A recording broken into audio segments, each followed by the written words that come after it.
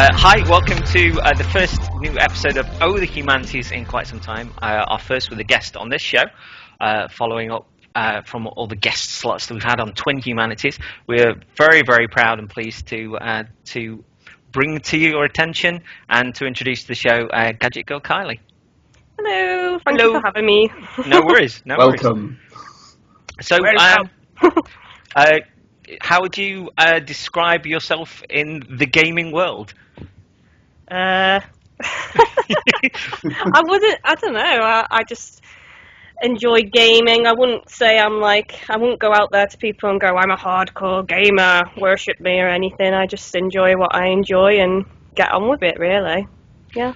So I'll sort of state how I discovered your channel, because GadgetGirlKylie's got a fantastic YouTube channel, which I'd recommend to everyone to check out. But when I was first looking into getting a Wii U, I was going to get a Monster Hunter bundle, and I'd sort of veered towards Monster Hunter a little bit in the past and not quite clicked with it for whatever reason. But in the absence of anything sort of after Dark Souls that had really sort of shook me, I was thinking, yeah, I'm going to go for this. And so I checked out a number of videos on your channel, and got some of the decals for the 3DS that you reviewed as well. Oh yeah. And a crystal case to go over the top to protect them. So yeah, I dipped in there, and then I sort of went away for a bit, and of late, sort of after Monster Hunter, I'd had a recommendation for Tokaden, and sort of punched in on YouTube again, and you came up, and I was like, right, we'll have a look there. Really enjoyed the videos, and sort of got very taken with Soul Sacrifice Delta as well. So yeah, that's how I'd sort of say my lead-in's been. Would you say that that the Monster Hunter genre is a particular favourite, or? Yeah, definitely. I'm absolutely delighted that you said all those games were the way you found my channel, because that's what I want really, because I started my channel off with Monster Hunter, so that's like really brings back nostalgia of the roots of my channel when someone says, oh, I found you from these videos. So yeah, I'm really big into that genre. I don't know what it is, I'm just addicted to it for some reason. What was it about the Monster Hunter genre that first clicked for you? Because I think many of us can look on moments where you go, it might have been a battle or something that you just managed to turn around, which made you go like, oh my god, I must shout this at people that won't understand what I'm saying. Was there any particular moment which sort of stood out where you went, whoa?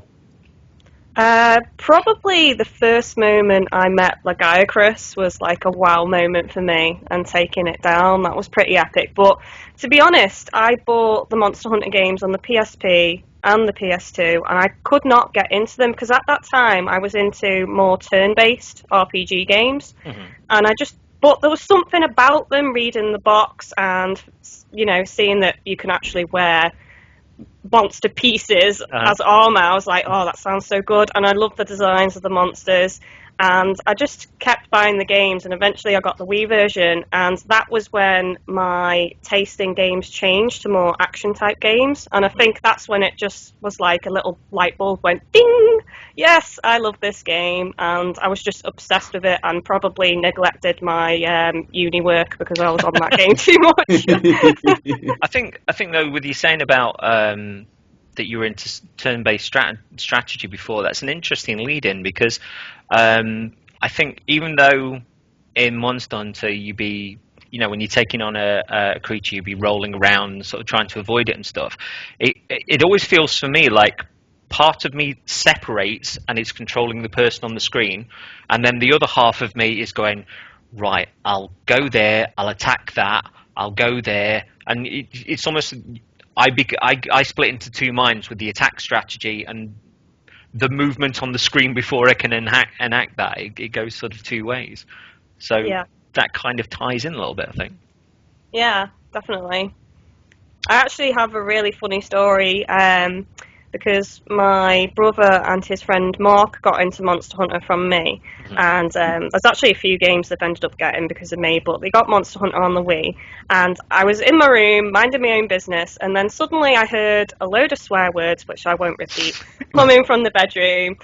So I toddled on over, and I saw that they were taking on, they just jumped straight online. They hadn't farmed for any materials or anything, so they jumped straight online, and they were fighting Kuropeku with sword and shield. So they were basically swearing and blunt again. Oh my god, blunt again! Like, and you just heard it bouncing off constantly. And in the end, they failed the quest because they ran out of time. And I was just in stitches on the floor because it's one of those things that, you know, you probably have done it yourself in the early stages of Monster Hunter where, you know, you might want to fight a monster straight away, and then when you see someone else doing it, you just shake your head and go, that's not how it's done, boys, that's not how it's done. So did that sort of tempt you to either show them how to do it, or was that the tempter to invest a little bit of time in it and really sort of ace it yourself? Yeah, I spent a lot of time with them. They actually now are definitely like my go-to team to hunt with. Like, we did a lot of videos on my channel together, over Skype and everything, using commentary, and it was really good, and they're all amazing players now, and it's so cool as well because we all use different weapons pretty much, so we've got a big variety in our team. So yeah, I helped them out quite a bit, and yeah, some of them are really great at it now, so what would you say is your preferred build for Monster Hunter 3 Ultimate, I guess, at the minute? I'm a switch axe user, but I did actually go into using long swords recently, so I'm not really that good at long swords. I actually hated long swords for a long time. It wasn't until Ultimate that I actually got into them, and also on 4, I'm really into them on 4, but oh my god, sorry, I have to say, the charge axe is like, bow down and worship that weapon. It's amazing. Is that in 4? Yeah, it's super cool. Like, you can switch it to like sword and shield, and you can charge it up, kind of like what the switch axe does, the charge attack on that, and it's just awesome. I love it so much. Because I know Pat was very much like me with Monster Hunter, and like yourself, it's strange to kind of hear a similar story of this sort of wanting to get into Monster Hunter and thinking that it might be your sort of thing, but it just not quite clicking in the attempts that had gone on previously. Yeah, it is pretty weird actually, thinking about it. But I just kept giving it another go, and eventually it was just like, yeah, this is totally awesome, this game. So what was holding you back, Patrick? Monster Hunter? Yeah. Christ. Did you play it's PSP one of those, ones or I think PS2? I rented one of the first PSP ones, I think, back when Love Film still gave out games, which was brilliant, because you could try stuff. It was amazing. There were never any demos, and I was quite, tight. So I was like, all right, I'll rent it. And I don't know, it's the sort of game I want to like. I really want to get into it, and I just can never quite get past that point. I mean, obviously, when I came to see you that time, we sat down, we played it. It was kind of fun. I don't know, I sort of sat down with, what was it? It must have been Soul Sacrifice. I think it came out on the Vita very, very shortly after I got back from that. I sort of sat down, I played a little bit, and I just, I really want to get into it, but I can't. I just can't. The closest I've probably gotten to getting into a Monster Hunter game is probably Mercenary Kings on the PS4. Because it's pretty much side-scrolling Monster Hunter, but with guns. From what I've seen and what I experienced when I've seen you playing it, it's pretty much just Monster Hunter with guns, and that's okay. It's fine, but I don't know. I get to a point where I just can't be bothered anymore. I think the Wii U does have a better lead-in with Monster Hunter, simply because of the online stuff, and not just because you can get stuff that you might not normally get, and you can get it earlier. But also, I've found that the rooms, particularly the novice rooms, are absolutely superb with people, experienced hunters helping out others and trying to bring them into the game. And that's, even when I've been in there, mildly sort of experienced with it now. And I've heard people not long ago there was somebody that came in to the room, and one of the other players said, how good are you or whatever, and he was like, I've just I've just unsealed the copy and put it in my Wii U. And the guy was like, right, well, we can run you through all the important quests. And just brought this guy up to like Hunter rank 3, and was talking to him about various stuff that you could do in the game, and just genuinely helpful. And that side of things has surprised me quite a lot as well. I like that it seems to be the exact opposite of, here we go, plug time. It's the exact opposite of Dark Souls. Welcome to Monster Hunter seems to be, hey friends, let's do some friends stuff. Welcome to Dark Souls. You're dead. People are coming into your world, wrecking your day, waving and walking off. Whereas it's the almost polar opposite. I don't know. Monster Hunter can seem quite obtuse, but everybody that I've encountered, there's not been a degree of ZOMFG noobs. It's been like, oh, this is how you do it, and have you got any questions and stuff? And I genuinely love that. Yeah, I'd agree with you there. A lot of people I've met on Ultimate have been really nice and really helpful. I remember the one try there were a few people that could be a bit awkward. Mm-hmm. But in what way? Oh, just where, you'd set up a room and you specifically say you were doing one thing, and they'd come in and they'd just like sit down and refuse to leave. So really? Yeah, I experienced that quite a lot. And because you mentioned Dark Souls, I want to talk about Soul Sacrifice. I noticed that a lot of players on there aren't as welcoming as well, which is interesting. What, on Soul Sacrifice? Yeah, like really? If you're very low level and you join a room, they will just kick you. Like it's quite harsh, really. A lot of people won't help new players on there, from what I've experienced anyway. I don't know if anyone else has experienced differently, but from my experience, that's been the case. It's a real shame though, because if somebody can get their hooks into it, not only does it bring people up to a better level and get more people playing, but surely it swells the fan base and gives greater indication to Sony to bring more of this sort of stuff over. Yeah. I mean, I had an experience with Monster Hunter, which was one of my favourites from last year, where I was in a room and there was a kid that must have been, don't know, probably about 8-10 years old, I'd muse, and this kid, at first I thought somebody was just playing samples from something like The Land Before Time, because this kid had got like a really twee, cute American accent, but they were really good at the game, and they were treating all of us in this hunting party as if we were like the Avengers or something, and they were like, come on, let's get him, and they're like, CJ, come over here, and just like all this sort of stuff. But then Mum was in the room as well, and they were going like, oh Mum, we've just killed this monster, and that means I can upgrade my armor, and I can get this, oh, and I'm just this one off being able to get this weapon. And it was fabulous, the fact that everybody in the room was really respectful. The kid was having so much fun, but their mum was in the background, and they were sharing all of this with their mum, and just that whole back and forth. If Nintendo and Capcom could bottle that, that is awesome. It would sell the game. And I wouldn't say I've really been an online person within a lot of games, but that sort of thing is the complete opposite of what I've heard about certain experiences elsewhere, shall we say. Yeah. Certain games with the shoot guns in, by any chance? Yeah, possibly, yeah. There's always memories of that racist Scottish kid who one guy records him over his mic and plays the kid back down his mic, and the kid starts arguing with himself. And has no idea.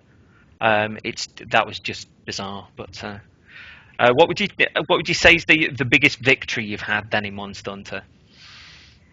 Biggest victory? Yeah, the one where you perhaps pulled it from the jaws of defeat, or it was sort of a landmark in you advancing further, or getting the game, or. Well, there was a really funny Naked Devil Joe hunt that we all did. Uh-huh. It was pretty hilarious. Yeah, I think I died once, if memory serves, but we were all like hurling insults at Devil Joe, even though you can't hear us calling him a pickle and everything. So that was pretty funny. But yeah, it was really good. It was a good feeling after we defeated him, and then we were like, yeah, let's do Savage next. And we were all like, no, let's not. Let's have a break. That was funny. So yeah. I had an incident. I think it was probably the first point that I clicked with the game, and I'd gone after. I think it wasn't really that far in, but I was trying to. It's the first time I was trying to kill a poison Roggy, I think. Yeah. And I'd been poisoned, and I got barely any health left, and I'd ran to the other side of the screen, and I dropped a. I dropped a trap in the middle, and I saw the creature sort of scratching the floor with its paws, ready to run. And I knew that I hadn't got much. Literally, I got nothing left, and I just screamed at the telly, "Come on, then!" And it ran towards me. I ran at the same time. It fell in the trap. I threw a sword. Dead. And I was like, ah! It's just this sort of primal scream that resonated. Sort of. Thankfully, the neighbours didn't complain, but it was just one of those where afterwards, you got the countdown to returning to the main screen and stuff, and I was just sitting there, just fists still clenched on the couch, just like, this is ace. Oh, awesome. So, with regards to your gaming history and kind of memories of the past, you mentioned RTS stuff, but how did you get into games, and from what age, and when did sort of gaming really find its importance with you? Well, I always grew up close to my brother, and he had a Sega Mega Drive, so we used to play games like Toe Jam and Earl, Echo the Dolphin, Ristar, Zombie Attacks, if anyone's heard of it. Oh, Ristar! Ristar's amazing! Yeah. Oh, I love Ristar! Yeah, good times on that. Have you guys heard of Zombie Attacks or not? No. Not heard of that. Oh, no one's heard of it. It's so awesome. Basically, like, I wouldn't say zombies, but it's just called Zombies Attacks. Enemies take over, and you have to save the citizens, and you have guns, and you go around, and there's like people with chainsaws, and there's like zombies running around, and you can go around and get upgrades, but there's loads and loads of levels. It goes on for like, God, I can't remember how many levels, but it just gets harder and harder as time goes on. And it was 2-player as well, so that was really great. So me and my brother would like spend hours playing it. And then I remember when we got dead far, we ended up being in like this maze area, and there was like, kid you not, there was about 20 of these big beastie guys that looked like they were on steroids, holding chainsaws, just chasing us, and we were just running around screaming, going, "Oh my God, not that way! There's 2 of them that way! Go this way! No!" We just like died, but it was so awesome, that game. At this point, then? God, I must have been so young. I can't actually remember what age I was, to be honest. Do you say it was Master System or Mega Drive? Mega Drive. Right. I'm bringing this up because I want to get a look at this. What, Zombie Attacks? Yeah. Yeah, it's so awesome. If you can get it, like, I don't know, if you still got a Mega Drive, it's like one of my favourite games to play with my brother. So good. It sounds a bit like it channels a bit of Smash TV. Would that be close? I don't even know what Smash TV is. You don't know Smash TV? No. Oh, God. Well, I when I was young, I had the Master System, the precursor to the Mega Drive, and no one else had one. But it was Super Smash TV, and it's like kind of it's like a TV show, and you kind of enter it as like a gladiator, but rather than, standing on a podium and hitting each other with cotton buds, you're running around shooting guys, and there's just hundreds and hundreds of guys everywhere all the time, and it's one of the most frantic things I think I've ever played. And I don't think I've played anything that quite matches it. There's a boss as well called the Mutoid Man, which I've never beaten. It's just this giant guy, maybe 30 feet tall, with tank legs, as you do, And I remember playing that with like friends when I was about 9. And again, like you say, sitting there yelling at the TV, going, "Oh God, oh God, oh God, he's coming, run that way, run!" Almost the exact same level of intensity. Like, oh Christ! I remember that kind of what you're saying there just reminds me so much of the first time that me, my brother, and my cousin all played Conquest by Third Day multiplayer, and if you ever played it, do you remember that level where you had to like run away from the raptor-like dinosaurs? I haven't played that one. I know of it, but I haven't played it. I've seen someone play it. Yeah. Yeah. Well, they were just like, God, I can't remember. I must have been quite young then as well, because the first time we came across them, we literally were like screaming at the top of our lungs, and Mum just comes in and goes, "Why are you screaming? Stop screaming!" And we're just like, "There's actual dinosaurs trying to eat us." Actual dinosaurs. Yeah. That's the way that you used to phrase it though back then, wasn't it? Yeah, Just it like, was. "It's actual dinosaurs." I think I found the game you mean. I think it might also be called Zombies Ate My Neighbors. Yeah, It's just- that's it. Yeah, I think I've heard of that. Yeah. Oh, there we go. I must have been using a different title then. No, it said that there are a number of titles for it. I think there's Zombies and there's Zombies Ate My Neighbors, but yeah, it still looks pretty cool. I'm wondering if it's on that Sega compilation that was out a few years ago, the no. Sonic one. It's so good. It It's is so not. good. I have those, and it isn't. Oh, it's a shame. It looks really good. Yeah, it's alright. I've been flashing that away in the background. So here we go. So, what inspired you to move from gaming for pleasure into going on YouTube and sort of taking that passion and sharing it with others? It was a mixture of things, actually. God, we're going back over 2 years ago now. That was a time that I was out of work, and I'd done a couple of videos before on a different channel that was with an ex-boyfriend, and at the time it was something that I really wanted to start up, and I just thought, you know what, I'm just going to start making videos. So yeah, and I think I imported my Japanese 3DS at that time with Monster Hunter 3G, and I started doing videos on that, and I think also Riviera the Promised Land, if you've ever heard of that. That's a really good game. Heard of, but haven't played. What's that on? It was on Game Boy Advance at first, but then it was remastered for the PSP, and you can also download it on the Vita. Playable as a PSP game on the Vita, but it's a really good game. It's got like angels and demons in it. It's a very interesting battle system as well, because it's got like an action bar and it's turn-based, but you can only take a certain amount of items into battle with you, and they only have a certain amount that you can use them, and once they run out they break. So you've got to think carefully about what characters you're using and what weapons you're taking into battle with you. So it's a really good game. I've completed it about 4 times. I'm obsessed with it. That's an RPG? Yeah, I'd say so, yeah. Yeah, I'll just check that out. I'll have to see if that's on the English store. I think it is, yeah, because I got it, so oh, cool. You should be able to get it. And it was actually on sale not too long ago as well. Because I know with stuff like that, what was it I picked up recently, and it's one of my favourite games this year was E06 Memories of Calcutta. Yes. What a game. I completed that not too long. God, it took me ages. I think the thing is, with that for me, at first I was really put off because the storyline was just cliche. And then I just got so into the battle system, especially when the new moves weren't just different things to attack a creature with. They would actually change what you did to a creature. Like when the wrestling moves started kicking in with the guy with the ponytail. As soon as I started getting some of those, I was like, hello. But loved it. Absolutely loved it. And I still wish more people, including our Patrick here, had played it, because he is mad on the Vita. I love my Vita so much.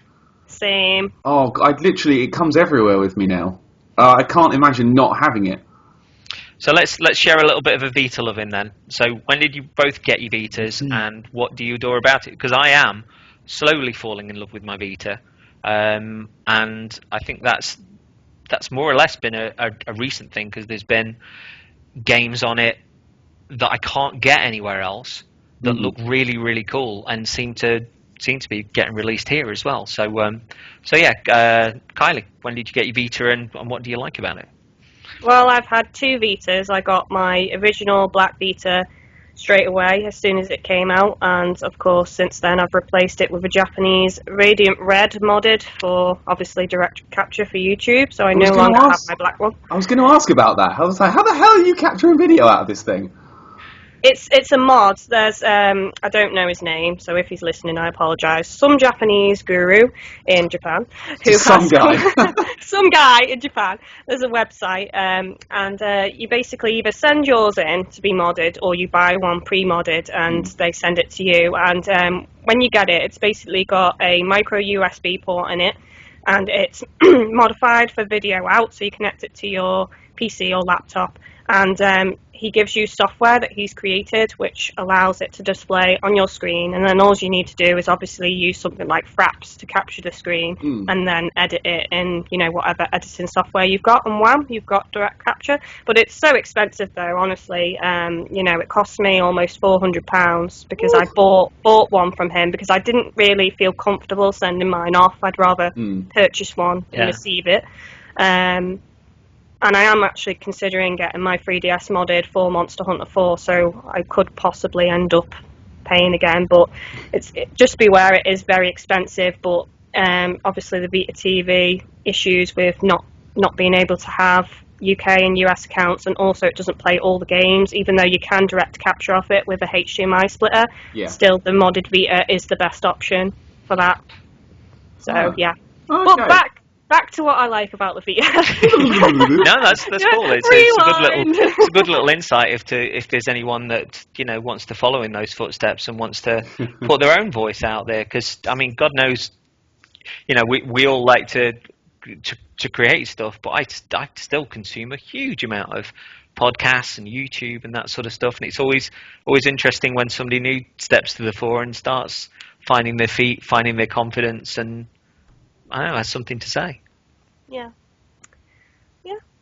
Well, I don't know. I like the Vita because I've always been into handheld gaming because when I was younger, I used to share a room with my sister, so I didn't have a TV in my room for a long time. So I kind of grew up with, you know, a Game Boy and that. So I was used to handheld gaming anyway. And I don't know. There's something. It feels more immersive to me having a handheld for some reason. And it's probably because of being so used to handheld gaming, and not only that, but there just seems to be a lot of obviously the hunting type games that I like on the Vita, which also helps. So that's probably why it's my favourite system, and I just think it's, you know, it's actually an amazing step up from the PSP to the Vita, like graphically and, you know, performance and everything, and the features that it has on it. And I just really hope that more games come out for it because it's such a great system, and especially with remote play now, I think this year it's going to come into its own, and if you know, Sony push more games coming out on it, I just think a lot more people will realise it's a really great system. Totally, yeah. It's and I saw an interview somewhere about, you know, why aren't there many AAA games, or, you know, quote unquote AAA games on it. I don't think it's for them.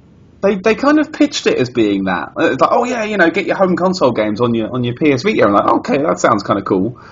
But the ones that have come out, like your big ones, like say your Uncharted, to a lesser extent your Gravity Rush as well, they're okay. But I find that I primarily use it now for things more like your Hotline Miami, like your Luftrausers, which is just beautiful. It's just gameplay boiled down to fly, shoot, fly, fly and shoot, fly and shoot. Oh, you're dead. Start again. It's beautiful. It's immediate and it's right up in your grill. And that's the kind of stuff I like 2-minute games. You can turn it on, go and turn it off again. That's what I find I've played with myself a lot of. I mean, it's Spelunky as well. Like, Jesus Christ, there was about 4 months where I think I played Spelunky on that thing every single day. And just like daily challenge, right? Okay, let's do it. Oh, and a couple more runs as well. Go on, let's keep going. And I'm rubbish at it. I'm really rubbish at it. But I find that a certain kind of game does fit it really well. Without wanting to generalise too much, like, you know, the indies, I find the sort of games you'd see on a Humble Bundle, like, they fit the damn thing so well. And I find I've become one of those terrible people that, like, an indie game comes out and you play a little bit of it, like you download the demo, you play a bit, and I think, oh, this would be really good on the Vita. And then get told off by my friends for port begging. But like Rogue Legacy, like that came out, I was like, yep, this would be amazing on the Vita. And then 2 months later, oh, we're bringing it out. I was like, fucking brilliant. So I find I'm not buying certain kinds of game now because I am waiting for the inevitable Vita port. but I'm okay with that. That's what I want on it. I mean, for me, I think it hurt the Vita a little bit with Sony losing Monster Hunter, because that was a big part of the sales in It in made Japan. the PSP, didn't it?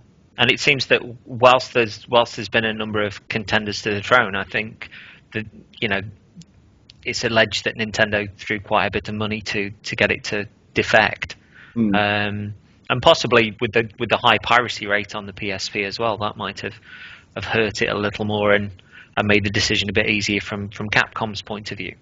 But for me, the way the Vita's finding its feet, personally for me now, is that the likes of the Yeast Memories of Kelsetter, and most recently, you've got Talkiden's come out, but Sony seem to be releasing sort of a number of games that it might be reluctant about digitally, and I think that's a nice little non-risk to take.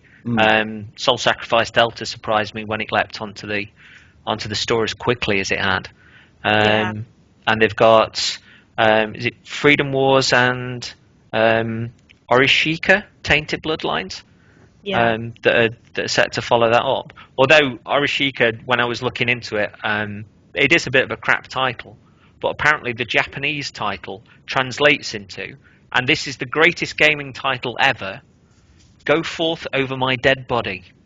Oh, that's sweet. You want to be friends with that game, don't you? But if somebody, even if somebody's not into games and they go, "Oh, what are you playing?" You go like, "Oh, I'm playing Orishika Tainted Bloodlines." Oh, what are you playing at the moment? I'm playing Go Forth Over My Dead Body. Oh, that sounds good. Yeah, it's just awesome.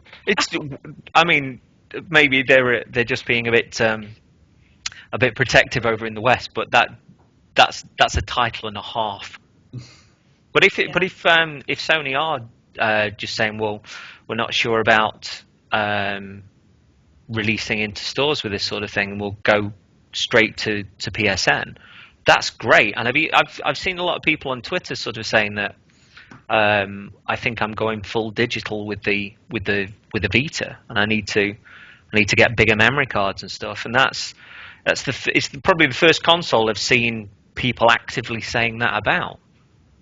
Yeah, that could be a double-edged sword though, because like the memory cards are so expensive, aren't they? Dear God, yeah. So but I do agree with you. I do think it's really good that they are bringing games out at least digitally if they're not prepared to bring them out physically. I mean, Sword Art Online Hollow Fragment is going to come out in the US and UK digital as well now, but I'm sticking with my physical Chinese with English subtitles version that should be on the way soon. How do you get on with regards to the subtitle stuff? Because I've noticed that you import a hell of a lot, and show people and let people make an informed decision on getting the game themselves, but then we'll pick up the English release and sort of play it alongside them and bring in a second wave of audience. I mean, that's, on the one hand, that's got to hit you sort of quite hard financially, but how do you get on with the language barriers and stuff? I don't really. I can't read Japanese. It's just a case of guesswork. Oh, that does that. But like, particularly with Monster Hunter, I mean, you've got pictures, haven't you? So you kind of know what things look like, and I recognised some words. That, there's the odd word that I will go, oh yeah, I know what that is. Well, I can't read it. But with a game like that, you don't really need to read it, do you? You get used to the menu layout and what you need to do and stuff. And plus, a lot of websites tend to pop up with these types of games of people doing translations as well, which are very helpful. Oh, cool. So I usually just have those bookmarked, and I try and direct people towards them, because the thing with a lot of these games is you don't, at the time you don't know if they're going to come out. I mean, obviously Delta, I was kind of sure it was going to come out anyway, but I thought, you know what, I get an art book with it, I'm going to buy it anyway. It's only that art book's stunning. Yeah, it's like my prized art book, because I've got a few now, but that is definitely like my favourite one. So yeah, and again, like with Freedom Wars, obviously it's coming out in the US, but I might still import it. I'm going to be covering the demo soon, so that could sway me to still import it. I mean, it is obviously a big financial hit, but I think it's worth it because I am primarily a Vita channel, it's definitely worth bringing those games over and showing people this is what the game's going to be like. Here's an informed decision if you want to buy the UK version, basically. So, yeah. Well, I've noticed on the comments though for the games that you're playing, people seem really passionate and really eloquent as well, which is wonderful to see. And anyone that seems to get a bit raw gets shouted down sort of quite quickly. Oh yeah. I have some quite loyal fans, to be honest. Yeah, it's really cool. So, have many people said that they've, in the same way as I found your stuff, and at the same time as getting into the Monster Hunter genre and sort of broadened out to others? Have you had many stories from that fan base saying similarly, or? Yeah, definitely. Most people, when I ask, because normally when I do a channel update or something like that, I always say, how did you find my channel? Mm-hmm. And the majority of people do say it's from Monster Hunter or Tokiden or, Ragnarok Odyssey Ace, those types of games. But there are the select few that'll go, your Wonderbook with your witch hat and your dress. God, I meant to ask you about that. It's weird. You're like the only other person I know that has one. Yeah, because Pat you did a video a while back. Yeah, I did a video with it as well, because it had been I used to frequent the Polygon forum quite a bit, and it was sort of the running joke was that Wonderbook was bad. And after I thought, bollocks to it, and I saw one for like £8. I'm like, you know what, I'm having that. We're doing it. Jesus Christ! I mean, the production values are wonderful, but and like I don't know, it's really bad. But I really like the technology. I just wish they'd make something that wasn't that with it. What ones have you played then? I've only played Book of Spells. I really wanted to play Diggs Nightcrawler. That's on my list. I have dinosaurs and I have Diggs. Oh God, no, the dinosaur game. I forgot about the dinosaur game. Like, I don't know. Like, it feels like that's maybe too far. Yeah. What am I doing? I'm going to go sit in front of my TV with this magic book with dinosaurs in it. I'm not sure if I could convince my mum that's a good use of my time. Pat, you've put out a cooking video on YouTube now, so I think there's nothing that you could do to sully your relationship with your mum now. That's true. She's so proud.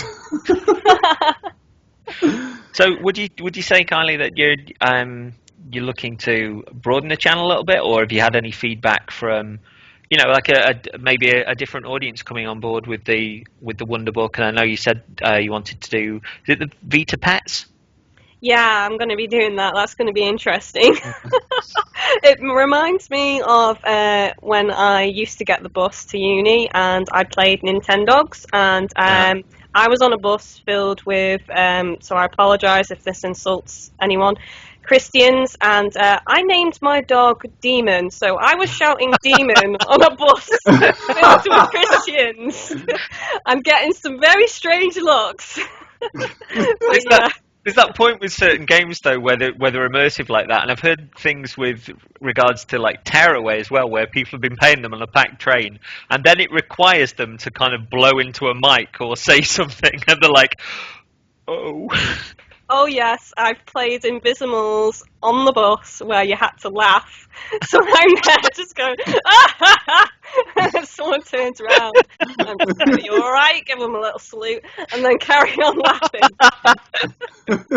So, yeah, but then, because, like, I can't fake laugh, so sometimes I force myself into these situations like that, because when someone will turn around and look at me, that's when I'll genuinely start laughing, and then it'll work better, so it's kind of a win-win for me, even if people think I'm a bit of an oddball. So do you find that the pretend Tidus laugh from Final Fantasy X doesn't work then? No. Ah ha ha ha ha!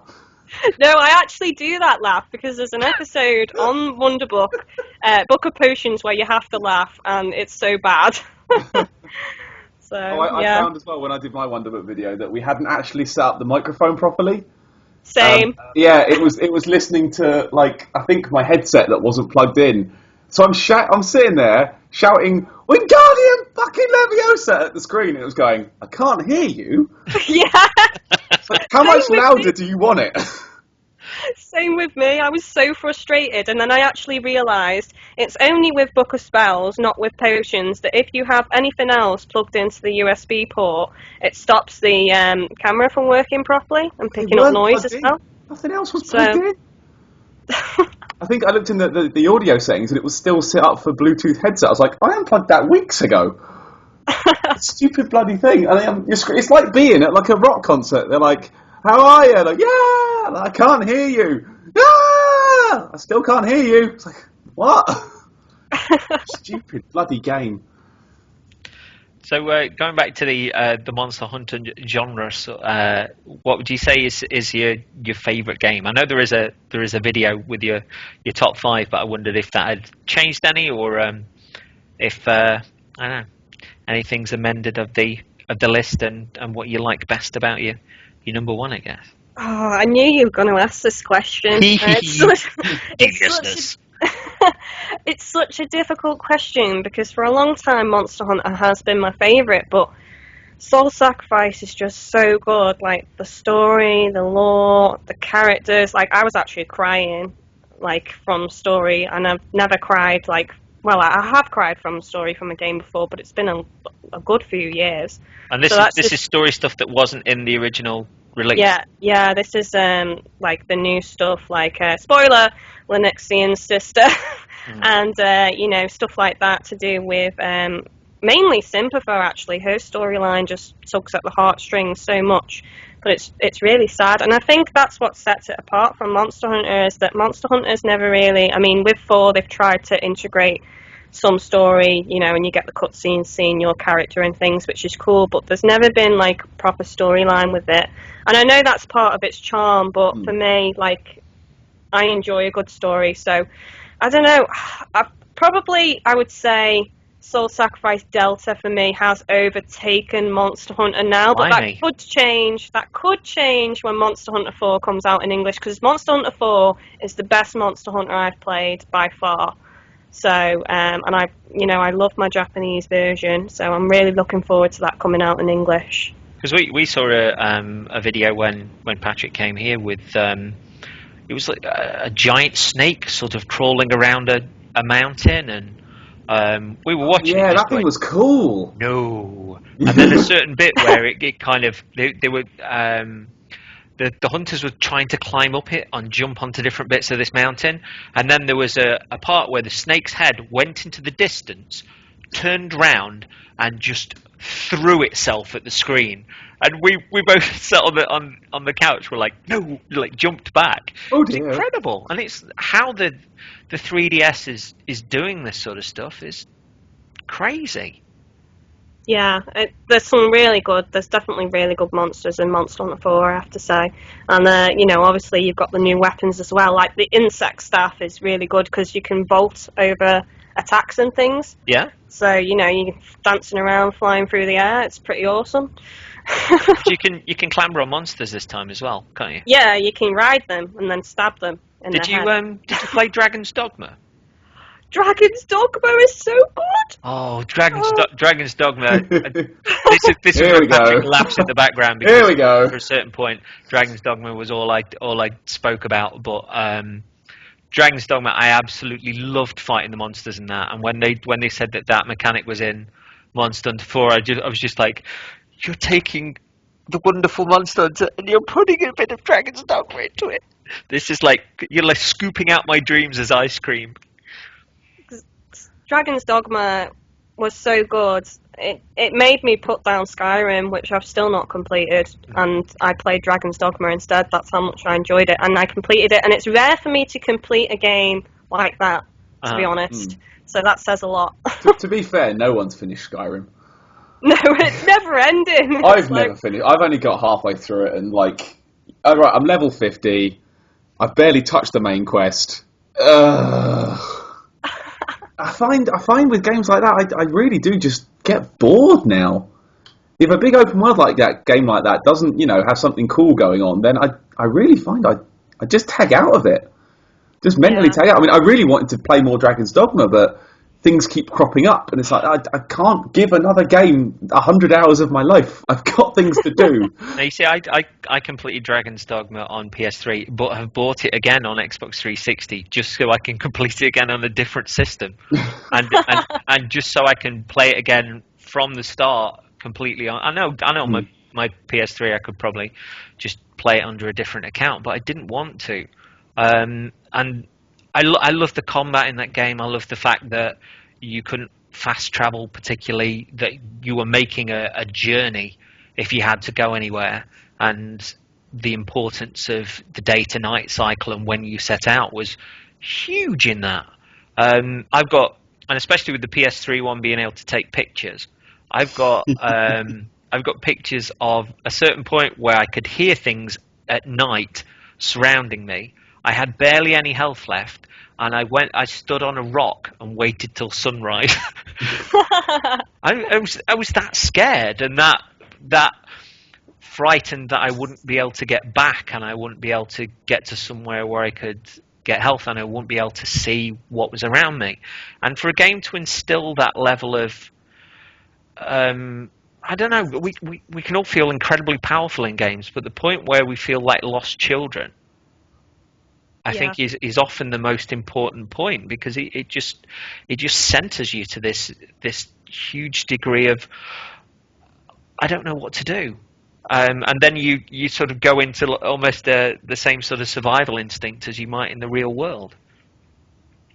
But with Dragon's Dogma, I was playing it for the game. I was playing it for just how much I was playing, enjoying the combat system, and especially being a strider, and the knives and bows and all that kind of stuff. But then there's a point where this story, which seems absolutely blah, just becomes the greatest story ever.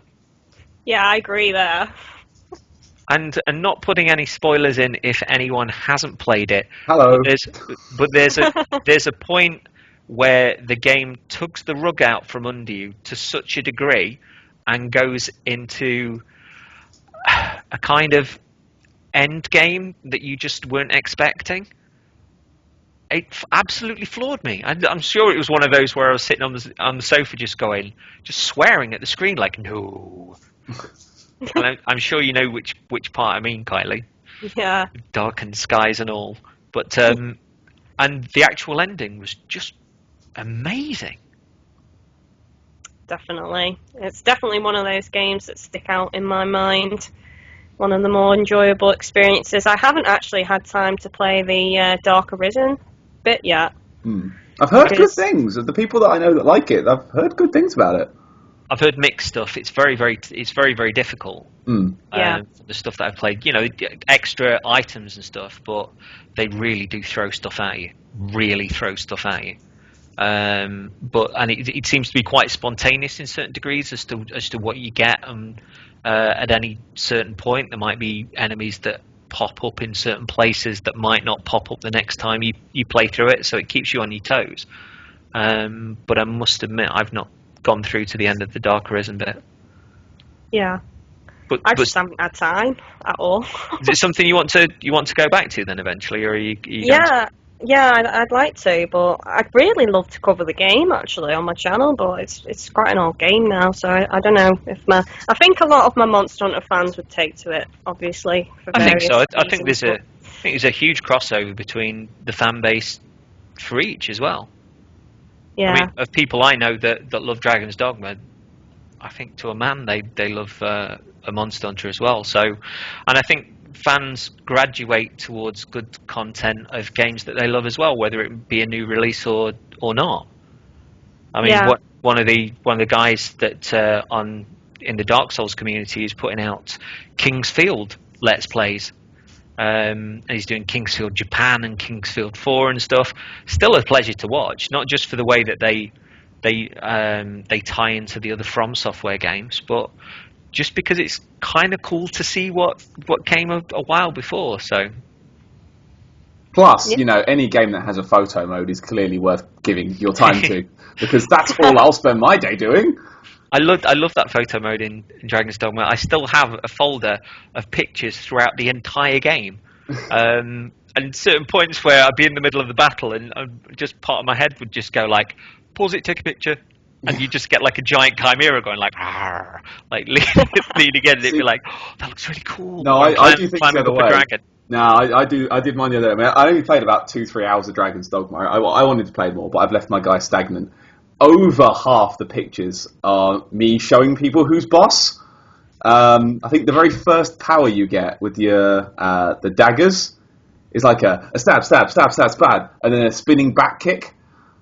And I'd take the picture just as the back kick would hit people. And made a point of wearing furry boots as well. So I've literally got maybe 15, 20 pictures of just kicking everything.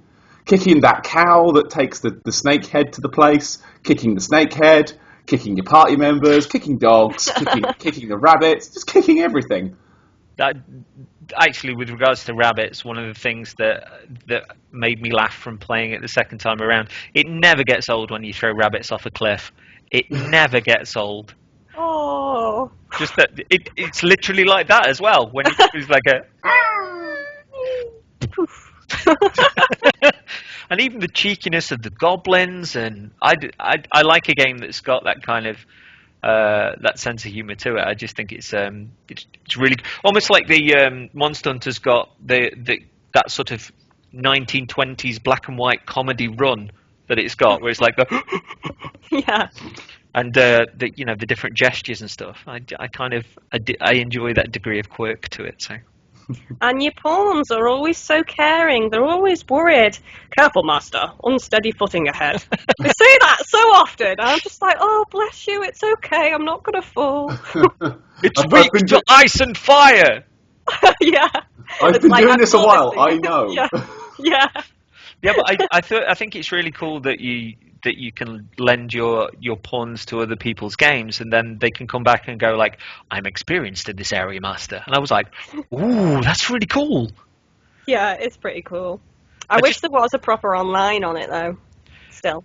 I was wondering if they were going to do that with the sequel, but I think it might be one of those that Capcom have just conveniently forgotten about, like DMC, and I'd imagine a certain degree of it might sneak into Deep Down, but I just want a sequel to Dragon's Dogma. How does everyone feel about Deep Down? It's free. That's good. Being a cheap bastard, it's free. That's good. And it looks really nice. I haven't heard anything about well, I assume there will be things you can buy with money. Oh, I've heard it's microtransactions. I've also heard it's pay to win, but we'll see. Which has put me off. I mean, I started playing Dust 514. I got asked to review that for a thing. So I kind of played it a bit, and I was like, well, it's okay, but like the level that I was earning XP and money is that, it's like, right, okay, in about, quick look at the calculator, 9 hours I'll be able to afford a new gun. Great. And then you've got kind of people just dattering about, with Gatling guns and tanks, just sort of infinitely spawning them. It's like, I'm never winning this, am I? Off. I think it wouldn't be so bad if within the microtransactions they just sort of said, right, pay 25 quid, you get it all. Mm. Yeah. And that's perhaps structured to how far you get into the game. Yeah. As long as you can reasonably earn the stuff that you could buy, in what I would consider a reasonable amount of time, I don't think it's I wouldn't thought it would be that bad.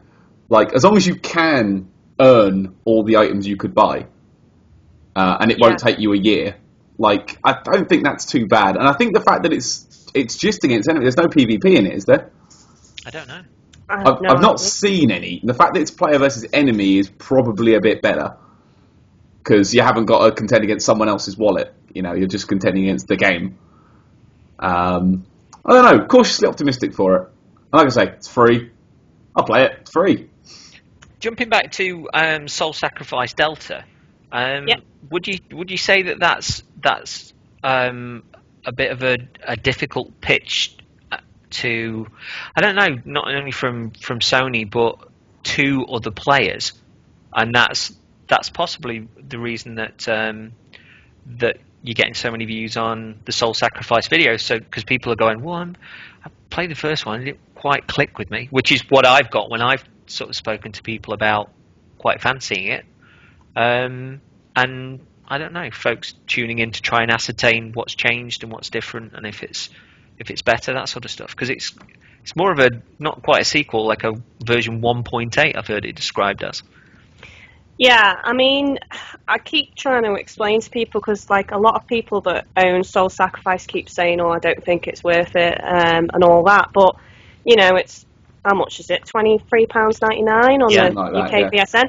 But that it's definitely worth that alone. I mean, the new content you get in it is worth more than that, definitely, because you're getting so many new stories, you're getting new monsters, new game modes, you're getting all the factions, you know, and all that kind of stuff, new offerings, spell combinations. It's definitely worth more than the price they're asking. It is a shame that they didn't offer it as like an upgrade, but and obviously the lack of a physical version is putting people off as well.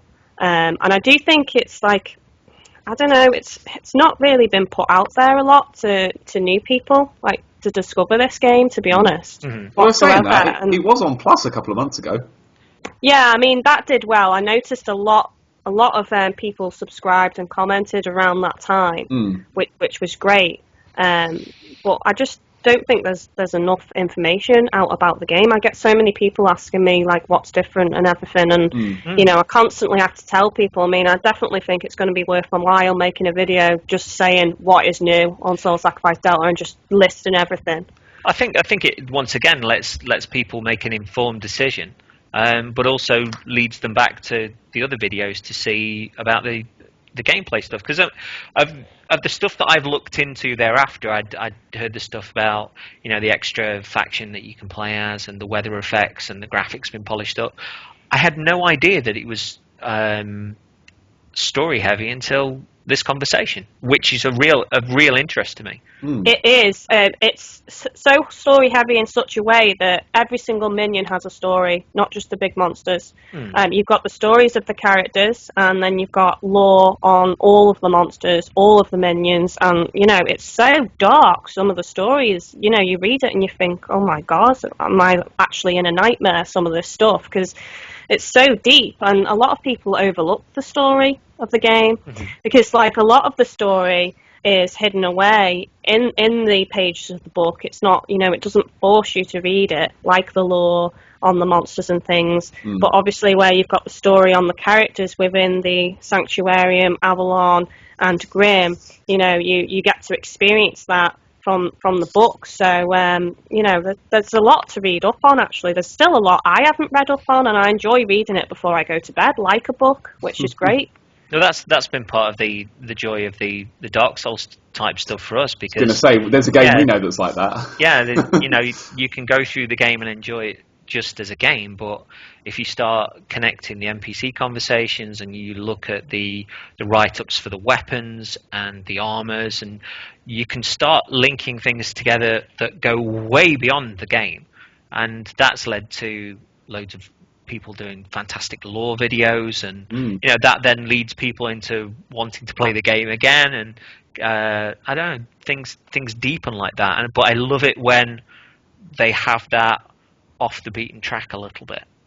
Yeah, because it just means if you're an obsessive sort, you're like we are, you can get deeper and deeper into something, and it I don't know, it starts to resonate a little deeper than the average game, if you will. I think it's also good to have that stuff slightly off the beaten path, so the people that, you know, not that I'm saying people are uncultured swines, but the uncultured swines who don't care don't get it shoved in their face and then stop playing. Like, the amount of games I've had just lore and story dumped in your face, it's like, I literally do not care about any of this. I just want to stab a guy. Can you let me stab a guy? I've been playing Bound by Flame recently on the PS4. Good God. It starts out boring and turns bad. They just dump so much, like, you know, oh, there's these ice masters and flame demons, and then there's this sanctuary with scribes, and it's like, stop throwing words at me. Let me find it myself. You know, don't just bombard me with this crap. And, like, I've only played, like, 3 hours because I can't bear to turn the damn thing on. Is it really that bad? It's shocking. I've got to review it, and it's just I can't bring myself to play more. It's just boring. I've got the thing at the minute because I've got what is it, the new Etrian Odyssey to review, and that's a remaster of the original game, but they put a story mode in there as well. And I'm actually really enjoying the story mode. It's as kind of curious stroke protective as I was at first, because I loved Etrian Odyssey on the DS.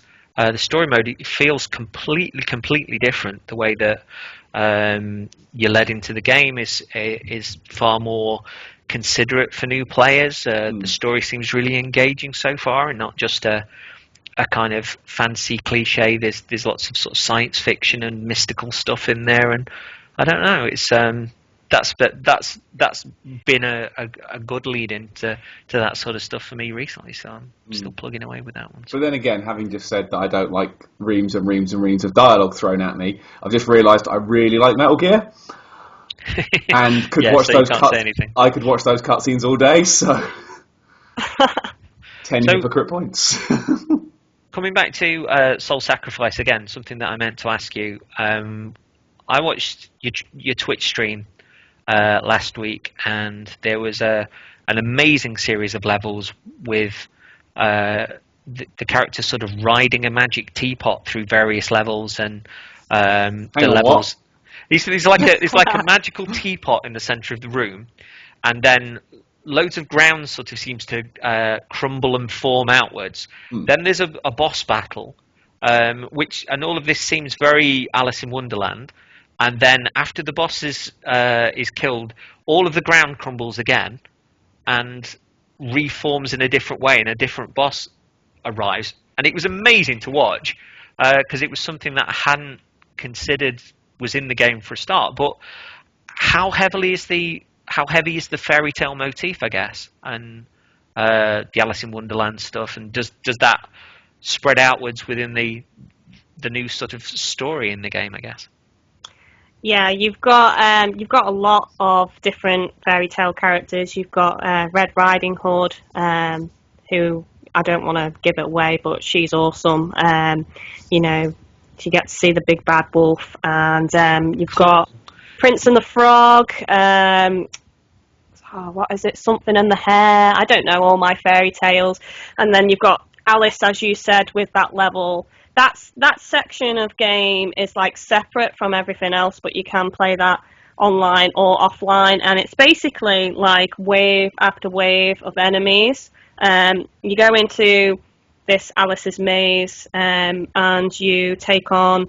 It's a random boss each time, but they get progressively harder, after you've defeated each wave. And you need to be careful of your offerings, obviously, because if you use them all, they'll break, so you need to renew them from things in the field, and you can replenish your health from things in the field, defeat the boss, ride the teapot, go to a new area, defeat another boss, and every 6th stage there is Alice, and she's interesting, actually, because actually on that stream that you watched was the first time I fought Alice. So it was like, whoa, what's she doing? kind of thing, so it was really fun. And on the 6th stage, that's when you can leave Alice's maze, or you can continue. And as I said, it gets harder and harder. And from that particular area, you get loads of powerful spells. So it's actually worth doing. If you want really strong spells, it's a good place to farm. And not only that, but in Soul Sacrifice Delta, you can sacrifice your heart, which will make you go back to level 0. Mm-hmm. And when you do that, you can choose a particular offering to really power up, and you also can increase your experience with whispers. And if you go into Alice's maze, basically you can level up to level 100 really quickly again. So that's what people do. They tend to do Alice's maze, get loads of powerful offerings, sacrifice their heart, boost something, and then go back in and level back up again. It sounds amazing. It sounds like Disgaea, doesn't it?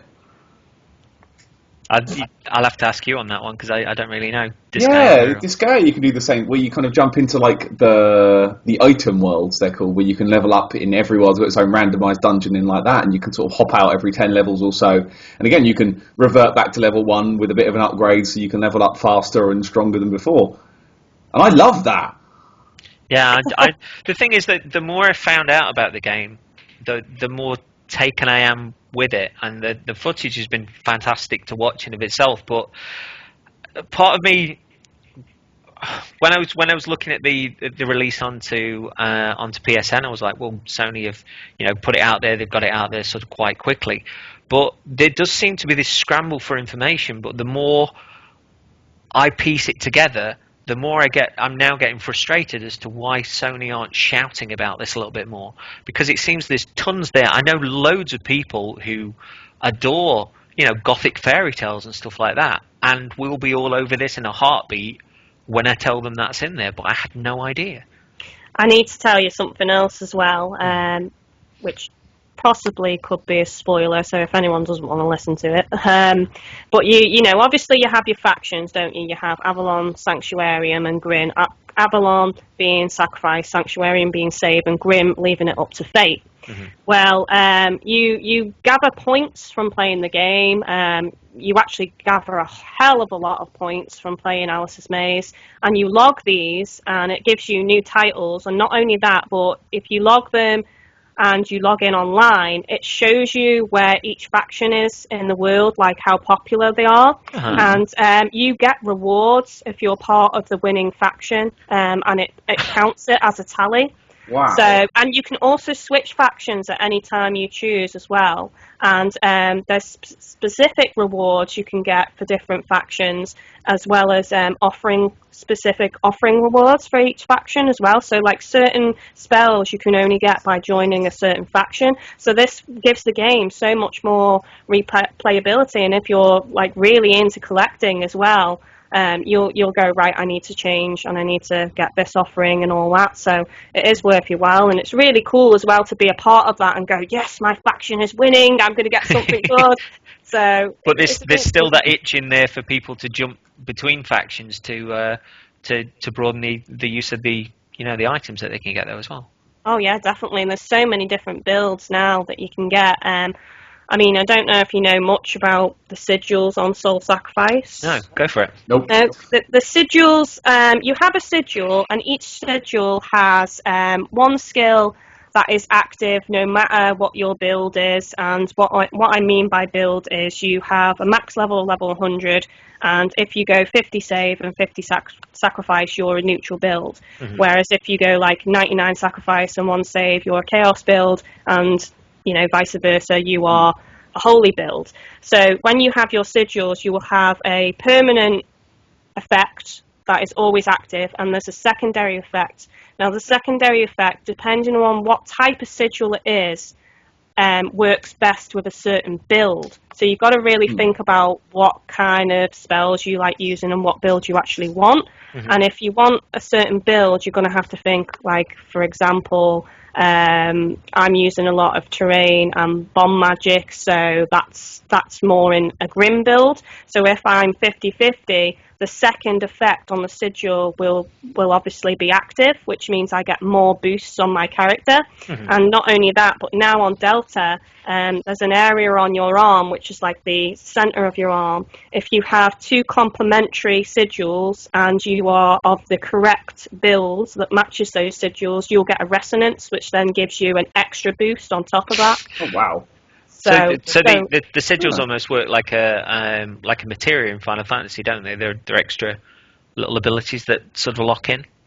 They're basically the equivalent of the armor on Monster Hunter. You get skills, and you can build your own skills. And you need to farm for these as well. You don't just get them, willy-nilly.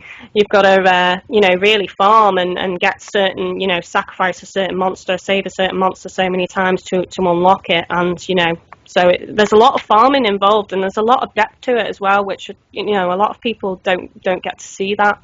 So is that one of the things that sort of kept you coming back to it then?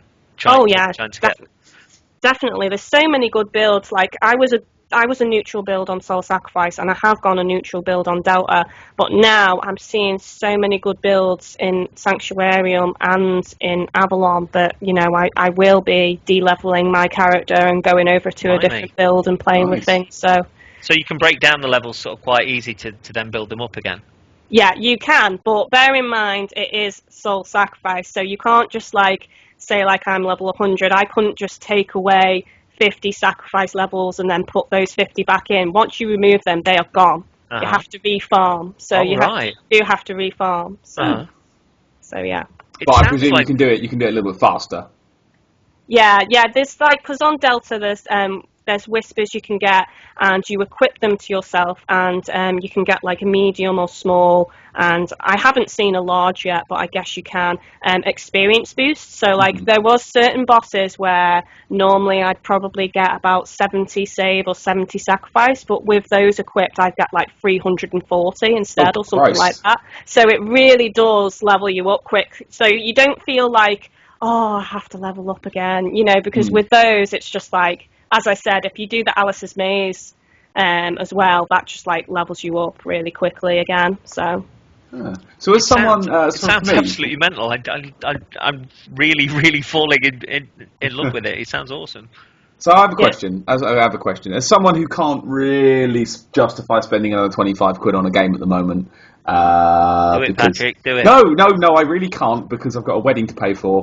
And I'm already getting in enough trouble as it is. I bought Second Son the other day, and I'm still in trouble for that. As a person who can't afford it, would you say, because I've got Soul Sacrifice from the PSN, the Vita PlayStation Plus version, would you say get into that one, or would you think it'd be better to wait and just go for Delta? If you don't have the money, you know, you can play Soul Sacrifice and transfer your save anyway, which will unlock everything on Delta that you've done on Soul Sacrifice, and you get to carry over. You get to carry over your spells, carry over some Lacrima, so you do get stuff that you carry over, which will help you level up faster when you get Delta anyway. So, in your circumstance, I would say you may as well wait if you're going to get in trouble. Well, that's good. That's good. No, that's quite heartening, because I can, you know, feel like I'm enjoying it without having to think, oh, I've got to buy the real version soon. I don't know. It just sounds like cool. so much has gone into the new one. That especially the story stuff. That's a real pull for me. And also on another piece that I read at the weekend, they were saying it makes it a little more obvious as to how you can upgrade the weapons. And is that right? Yeah, it does. Yeah, you can press. I think it's triangle, like before you fight a monster, and you know, when you're on like a chapter in the book, if you press triangle, it'll show you. It'll tell you what monster it is, and then if you press triangle again, it'll tell you what rewards you can get from that quest, you know, like different spells and things. So it's so much easier for farming. You don't have to remember, well, this drops this drops that. So it's a lot better, to be honest. And also, if you're with Grim Faction, it's kind of like, because you leave it up to fate, because you're pressing sacrifice and save at the same time, your rewards are also up to fate, so you can get really good rewards regardless of your score. So if you're someone who's not really big into like getting an amazing score at the end of the fight, you can go with Grim and just leave it up to fate, and then you'll still get good things regardless. And but sometimes, obviously, it's the luck of the draw. You might get rubbish things as well. And that's a new faction for Delta, is it? Yeah, Grim Faction. Yeah. Cool. Sounds metal as fuck. Yeah, it just sounds like something that I can sink time into, and also if I know I can always knock on your door if I'm going like I really don't get it. I really don't get this. Plus, it'd be a cool one if you did manage to get your pass signed and pick it up, Pat. That we could have a bash at rattling through those online levels together as well. Oh, definitely. So, yeah. Duly sated when it comes to picking that up, I think. Yeah. Curious. Right. Well, what have you got coming up on your channel soon then? What's next? Well, you mentioned the Vita pets. I've got Sword Art Online Holofragment for the Vita. I'm going to be covering the Freedom Wars Japanese demo next week on the 6th, because I got an early access code with my Japanese version of Delta. Everyone else won't get the demo on the Japanese store until a week after, so I'm actually getting it early. So I want to make sure I get the content out there on that. Really? Murdered Soul Suspect I'm getting. That looks interesting. I'm super excited for it, actually. I was so close to cancelling it because I've got so many games on the way, but I watched a couple of videos and I was like, no, I need to get this. It looks so good. You get that, So, yeah. you see the video, like, yeah, that's something I've got to buy. Like, what was Tokyo Jungle was the one I saw that first of. You look at it, you're like, yep, getting that. There's no way that's not ending up in my house. That's happening. Yeah. And Mario Kart 8 as well. Woohoo! I'm desperately excited for that. It just looks so good. I can't wait. Is Waluigi in it? I think so. Yeah? Yeah! So. No, Mike, I got the email tonight that it was shipping out, and I was like, come on. Mine was posted today just after 3 o'clock in the afternoon, so I could get it tomorrow if I'm lucky, because we got pretty good posts around here, so fingers crossed. I start work at 11:30 tomorrow, which means that I'm probably going to have to get ready really early in the morning. So I'm just sitting there in a silent house waiting for the postman to turn up, because if it's after that and it's one of those wait to collect your parcel for 48 hours, I'll be like, So where can folks find you to check out your stuff, and where can they get in touch? Obviously, GadgetGirlKylie on YouTube. I am GadgetGirlKylie on Google+, the same on Twitch, and the same on Twitter. I'm on Player Me as well, which is GadgetGirlKylie.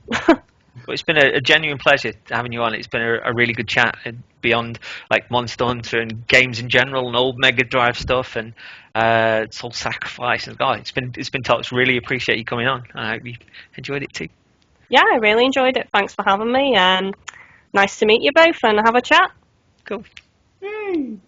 See you again. See you later. Bye. Bye, everyone.